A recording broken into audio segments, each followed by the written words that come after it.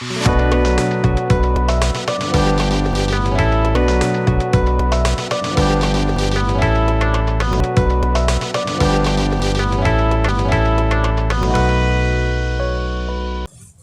दोस्तों, आज फिर बहुत महत्वपूर्ण विषय पे जानकारी लेके आया हूं अपनी स्टार्टअप की सीरीज में, जहां एक तरफ 2016 से और 2022 तक लगभग 72,993 स्टार्टअप खोले जा चुके हैं। ग्रोथ रेट 15,000% से भी ज़्यादा ग्रो किए हैं। अलग अलग डाइवर्सिफाइड फील्ड में लगभग 56 से ज़्यादा डाइवर्सिफाइड फील्ड में जो स्टार्टअप खोले गए थे, जो मैंने अपनी पहली सीरीज में बताया, और किस तरीके से स्टार्टअप ग्रूम हुए। लेकिन क्या कारण रहा कि वो स्टार्टअप अब विदेश जाने लगे हैं। मैंने अपनी दूसरी स्टार्टअप की सीरीज में आपको बताया कि फंडिंग कहाँ से होगी, क्या क्या तरीके हो सकते हैं, किस तरीके से आपको किस लेवल पे फंडिंग लेनी चाहिए और बैंक लोन लेना चाहिए या नहीं लेना चाहिए, क्या क्या ऑप्शन अवेलेबल हैं जो आपको बिना प्रेशर लिए फंडिंग अवेलेबल करा सकते हैं और आपके स्टार्टअप को ग्रूम कर सकते हैं। लेकिन दोस्तों, आज की जो मैं सीरीज लेके आया हूं, ये बहुत ही सोच का विषय है, बहुत ही चिंतन का विषय है कि ज़्यादातर स्टार्टअप क्या कारण रहा है कि विदेश शिफ्ट हो रहे हैं। ज़्यादातर स्टार्टअप सिंगापुर जा रहे हैं, दुबई जा रहे हैं, कुछ ना कुछ कारण रहा होगा, और या पैसा कमाने के लिए इंडिया आ जाते हैं और सुविधा लेने के लिए विदेश चले जाते हैं। कुछ तो कारण रहा होगा, वो आज की सीरीज में हम लोग डिस्कस करेंगे। एक इंटरेक्शन सेशन में आपकी तरफ से चाहूँगा, इसमें आपका भी व्यू पॉइंट चाहूँगा कि हम क्या कर सकते हैं। तो स्टार्टअप जो शिफ्ट हो रहे हैं, उनका एक फैक्ट्स कुछ बताना चाहता हूँ। ईयर 2000 के बाद 8,000 से ज़्यादा स्टार्टअप वहाँ शिफ्ट हो चुके हैं। आप फ्लिपकार्ट का एग्जाम्पल ले लीजिए। 2011 में फ्लिपकार्ट ने अपना वो हेडक्वार्टर है वो सिंगापुर शिफ्ट कर दिया। क्या कारण रहा? बंसल ब्रदर्स ने, सचिन बंसल ने यहाँ पर ये स्टार्टअप सेटअप किया। उसके बाद सिंगापुर में अपना एचओ ले जाना पड़ा। आप जरूर सरप्राइज होंगे। आपकी जानकारी में एक फैक्ट्स और लाना चाहता हूँ। जो फ़ोन पे है, जो सबसे ज़्यादा हमारे यहाँ यूज़ किया जाता है, एक मोटा मोटा डेटा मैं आपको दिखाना चाहता हूँ फ़ोन पे का। ये आप देखोगे ईयर बाय ईयर फ़ोन पे सबसे ज़्यादा यूपीआई ट्रांजैक्शन जो होता है वो फ़ोन पे के थ्रू होता है। फ़ोन पे जो कंपनी है वो इंडिया में अपना आईपीओ लाना चाह रही है। मैं आपको क्यों बताना चाहता हूँ कि फ्लिपकार्ट की ही ये कंपनी है। ये कंपनी फ्लिपकार्ट की है और फ्लिपकार्ट ने अपना एचओ सिंगापुर में बना लिया है। लेकिन पैसा कमाना है, लोगों की जेब से पैसा निकालना है, आईपीओ लाके फ़ोन पे अपना एचओ यहाँ बना रहा है। जब पैसा आ जाएगा ये लोग फिर बाहर चले जाएंगे। बहुत सारे फैक्टर हैं कि जिसकी वजह से इनको सुविधाएं मिलती हैं। टैक्स कम है, ये आगे डिस्कस करेंगे। ये मैं बताना चाहता हूँ कि मतलब इस तरीके का एक खेल पूरे इंडिया के साथ खेला जा रहा है कि पैसा कमाना है तो यहाँ आ जाओ, यहाँ से पैसा लेके अपना एचओ बाहर बना लो। तो ये बहुत ही मतलब सरप्राइजिंग है। गवर्नमेंट इसमें क्या क्या एक्शन ले रही है, आगे ये डिस्कस करते हैं। सिंगापुर में ऐसा क्या है, it has emerge as the Silicon Valley of startups. Singapore जो है स्टार्टअप के लिए एक वरदान बना हुआ है। ज़्यादातर स्टार्टअप वहाँ से शिफ्ट हो रहे हैं। अभी तक अगर मोटा मोटा मैं आपको बताना चाहूँ, 3800 से ज़्यादा स्टार्टअप तो अकेले सिंगापुर शिफ्ट हो चुके हैं। 3800 बहुत बड़ा नंबर है दोस्तों। उसके पीछे कोई कारण है, मैं आपको डिटेल में बताना चाहता हूं क्या कारण है। माना दोस्तों, आपने एक कंपनी शुरू की, 1 करोड़ रुपए के स्टार्टअप से नया कोई पोटेंशियल आइडिया आया, आपको आइडिया आया कि वो बिजनेस ग्रूम कर सकता है। आपने उसके लिए फंड जुटाया, थोड़ा बहुत फंड अपने पास होता है, इधर उधर से इकट्ठा करके 1 करोड़ रुपए मान लिया कंपनी में लगाए। आपका काम चल निकला। अब क्या हुआ, आपने ईयरली ग्रोथ जो दिखाई 20% से दिखाई। अब 20% से आपकी ईयरली ग्रोथ हो रही है। इसके बाद क्या हुआ कि 4 या 5 साल आपने उस पर काम किया, आपका टर्नओवर 10 करोड़ घूम गया।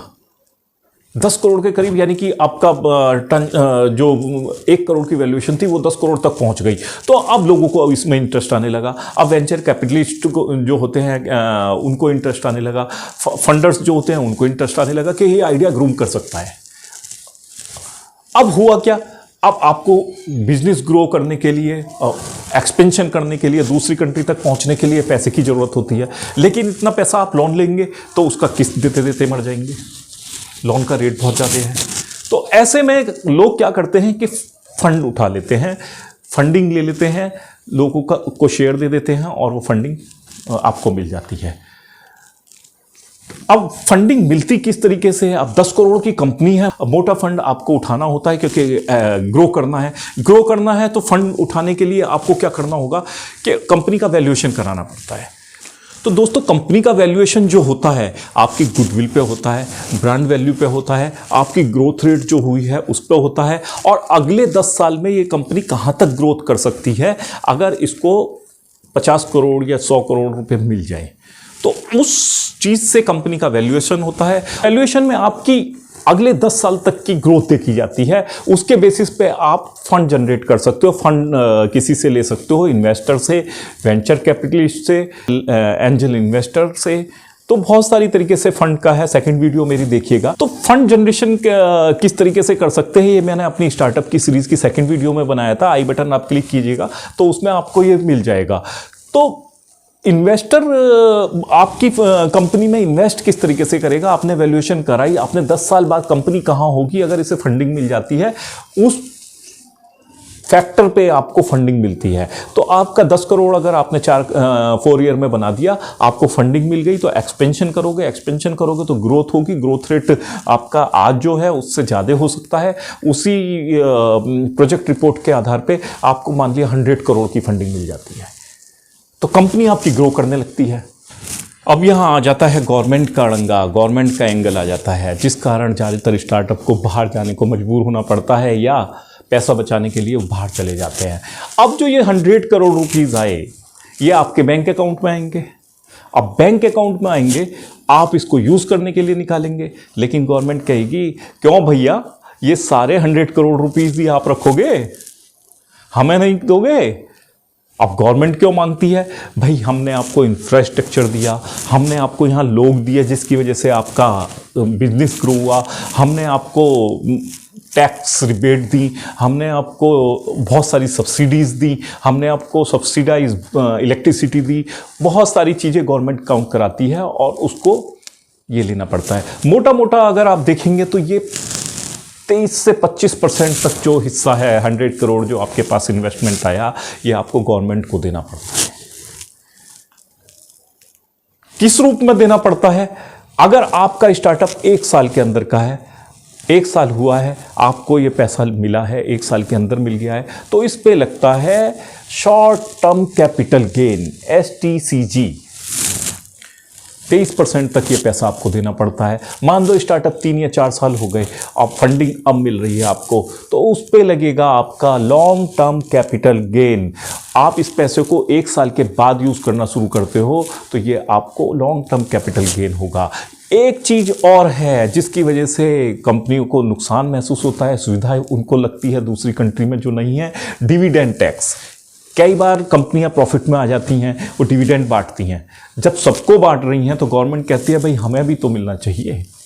तो वो जो टैक्स आप डिविडेंड टैक्स होता है 10 से 20% तक का डिविडेंड टैक्स आता है, वो एक देना पड़ता है इंडिया में। तो ये टैक्स का रेट जो है, इसके लिए गवर्नमेंट को कुछ सोचना होगा, तभी कुछ अच्छा एक डेवलप कर पाएंगे, तभी कुछ कंपनियों को रिटेन कर पाएंगे। वेयर एज सिंगापुर क्यों ज़्यादा जाने कंपनियां जा रही हैं? सिंगापुर आप देखोगे,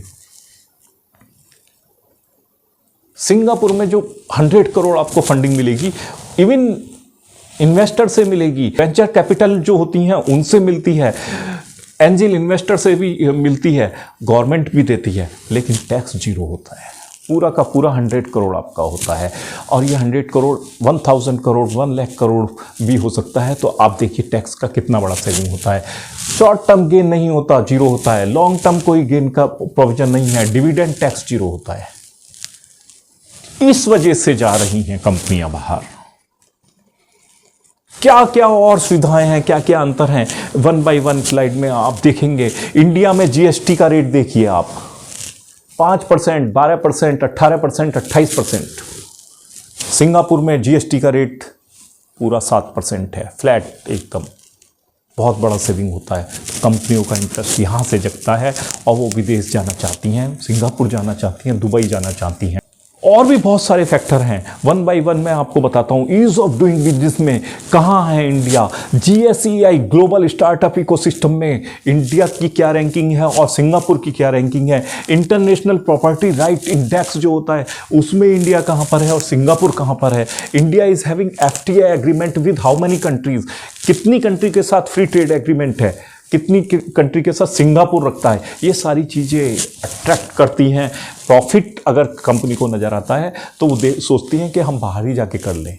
एक मोटा मोटा अगर टैक्स रेट दिखाऊंगा मैं आपको तो कंपेयर कीजिए। इंडिया में corporate tax 40%, 30 for resident and non resident के लिए 40% इंडिया में। सिंगापुर में 17% है फ्लैट 70% है।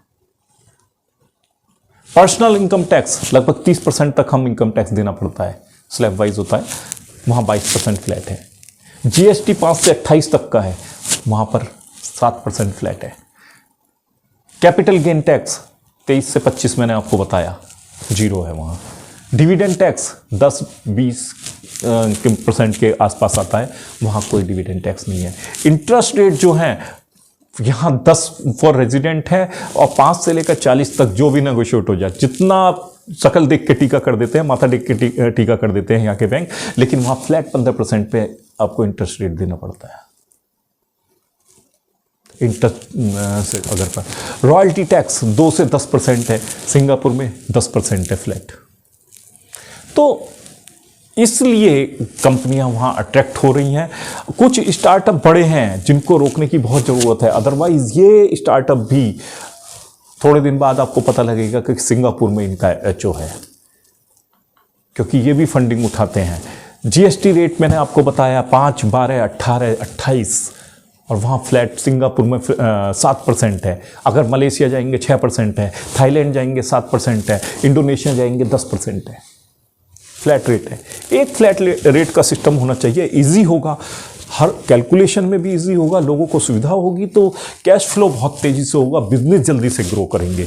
ये अदर कंट्री के साथ जो कंट्रीज़ हैं, इंडिया के पास ही की कंट्रीज़ हैं सारी, इनसे आपको सीखने की ज़रूरत है। अपना GST सुधारना होगा। अब तो लोगों को थोड़ी आदत हुई है टैक्स देने की, लेकिन धीमे धीमे ये सुधार, पहले तो ये भी नहीं थी,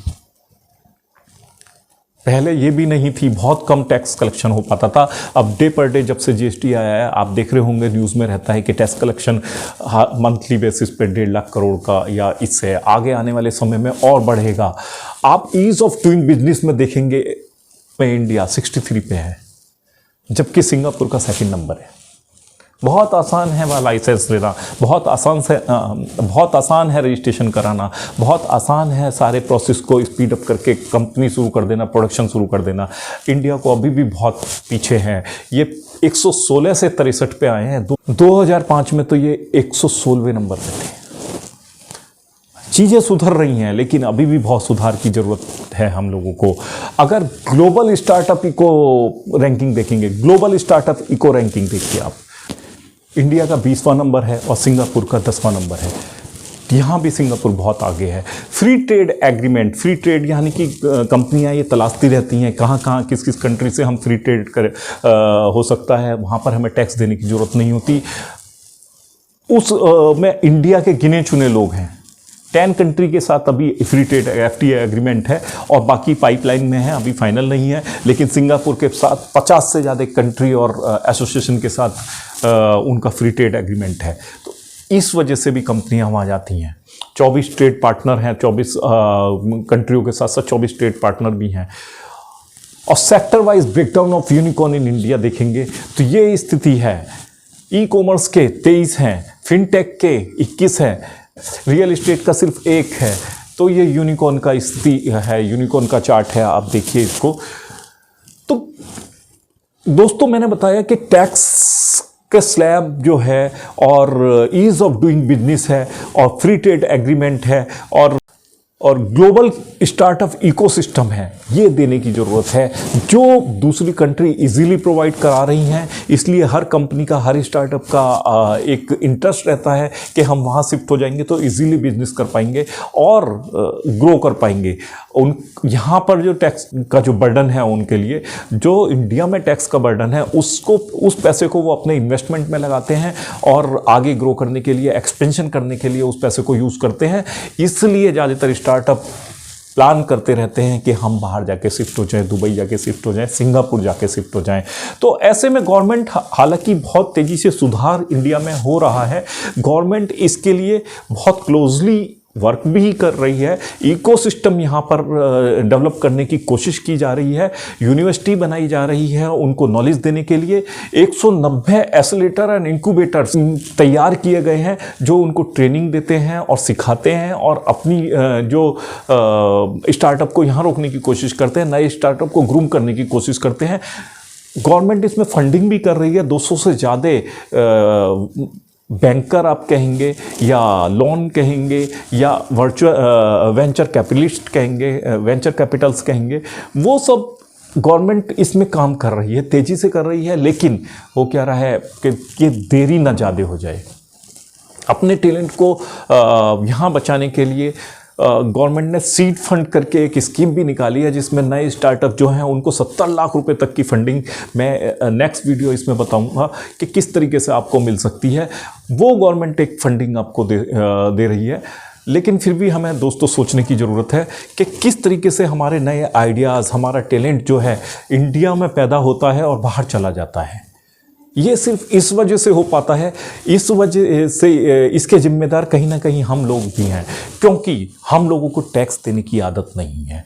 हम लोग कैश का बिजनेस करना जानते हैं। हम लोग अब थोड़ा थोड़ा ग्रूम करना शुरू हुए हैं। फिर भी मैंने ज़्यादातर यहाँ पर लोगों को देखा है, ज़्यादातर एंटरप्रेन्योर को देखा है कि वो कुछ ना कुछ सीए से जुगाड़ लगाते रहते हैं। किस तरीके से हमारा टैक्स बच सकता है, किस तरीके से हम सेविंग कर सकते हैं, कितना कैश का ट्रांजेक्शन हो सकता है। हर डील में ये चीज़ होती है।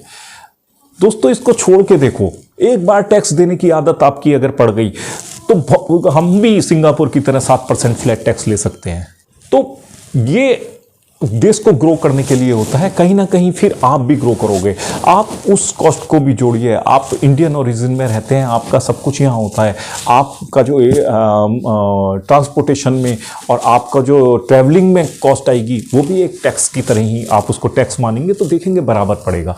तो मेरा आपसे ये रिक्वेस्ट है कि आप इंडिया में रह के इंडिया को बनाने की कोशिश कीजिए। हो सकता है कल का सिलिकॉन वैली इंडिया हो। इसके लिए हमें और आपको दोनों को साथ मिलकर काम करना होगा और देश के इंफ्रास्ट्रक्चर को, देश के फाइनेंस को मजबूत करने के लिए हमारा टैक्स देना बहुत ज़रूरी है।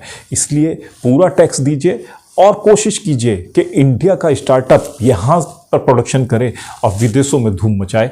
हम भी अपना टैक्स रेट जो है कम कर सकते हैं, बाकी कंट्रियों के कंपटीशन में आके खड़े हो सकते हैं। तो वो दिन दूर नहीं नजर आ रहा। बहुत तेज़ी से सुधार हो रहा है। गवर्नमेंट पूरी तरीके से कोशिश कर रही है। Rome was not made in a day. Rome को बनाने में बहुत टाइम लगा था। धीमे धीमे चीज़ें सुधरती हैं। तो उम्मीद है आपको वीडियो अच्छी लगी होगी और इस नॉलेज को आगे भी शेयर करेंगे, क्योंकि कहीं ना कहीं ये आपको मोटिवेट करेगी कि किस तरीके से हम इंडियन इंडस्ट्रीज जो है, इंडियन स्टार्टअप जो हैं उसको इंडिया में ही रोकें, क्योंकि इससे रोज़गार भी जनरेट होगा और आपके जितने भी नियर एंड डियर्स हैं जो इंडिया में रहते हैं, कहीं ना कहीं ये उनके लिए भी सपोर्ट होगा। तो थैंक यू दोस्तों अगर वीडियो पसंद आई तो इसे लाइक और शेयर कीजिए और टैक्स जरूर दीजिए और दूसरों को भी मोटिवेट कीजिए कि अगर वो पूरा टैक्स देंगे तो कहीं ना कहीं हम पूरे वर्ल्ड में सबसे बड़े प्रोडक्शन कंट्री की तरह उभर सकते हैं। सबसे बड़ा नहीं तो क्या हो रहा है, कंपनी यहाँ खुलती हैं, बाहर चली जाती हैं, आईपीओ लाना होता है तो यहाँ का पैसा ले जाती हैं, बाहर चली जाती हैं। ये सबसे बड़ा फ़ोनपे का उदाहरण मैंने आपको बताया। दोस्तों अगर वीडियो पसंद आई तो इसको लाइक और शेयर करना ना भूलें। इसी तरीके की मोटिवेशनल, इंफॉर्मेटिव और बिजनेस रिलेटेड वीडियो पाने के लिए सब्सक्राइब कीजिए मेरा चैनल। Thank you.